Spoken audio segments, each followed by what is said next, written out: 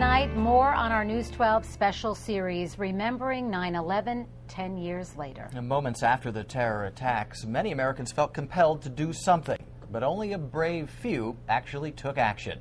News 12's Lisa Reyes is here with how the terror attacks changed the life of one local Marine. Lisa. Well, Brian and Janine, Ronaldo Santiago joined the Marines right after high school. He served his 4 years around the world and told us no matter what city he was in, nothing compared to New York.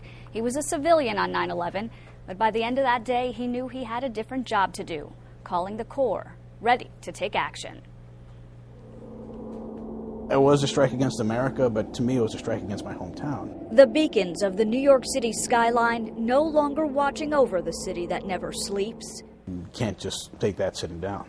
It was a rude awakening. Like so many other Americans, Ronaldo Santiago was horrified by what unfolded that fateful Tuesday morning, September 11th, 2001. This is not just an accident.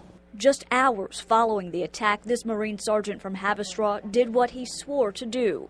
Do solemnly swear. Do solemnly swear. That I will support and defend. That I will support and defend. Sergeant Santiago volunteered to respond to the attacks. I call them, must have been September 12th. And prepared for war. Something's going to happen and I want to be a part of it.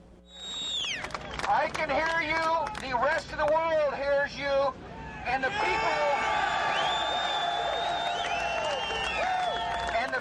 who knocked these buildings down will hear all of us soon. The war on terrorism didn't start in Afghanistan, where the 9/11 attacks were planned. Instead, President George W. Bush gave an ultimatum to Iraq. Saddam Hussein and his sons must leave Iraq within 48 hours. If taking the fight to them on their turf is what was going to keep us safe back here, then that's what it was going to take. Sergeant Santiago and members of the 1st Marine Expeditionary Force spent time in Kuwait before moving into enemy territory. On March 19, 2003, just 6 miles from the Iraqi border, hostilities were declared and the global war on terror began. You had Saddam's forces firing missiles into our territory, and one struck relatively close to our base. We pretty much all got knocked off our feet from the wave of force from that explosion, and that was our introduction into the war. Santiago says he spent many sleepless nights just trying to stay alive, but the big fear was the potential for weapons of mass destruction. You're under fear of every dust having some kind of chemical agent. The intensity of the first few months of war, Santiago says, were emotionally draining.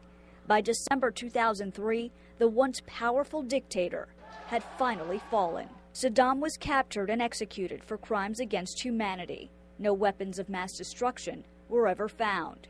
But the war, far from over. We all wanted to get Osama. With fugitive Osama bin Laden remaining a high priority until May 2011.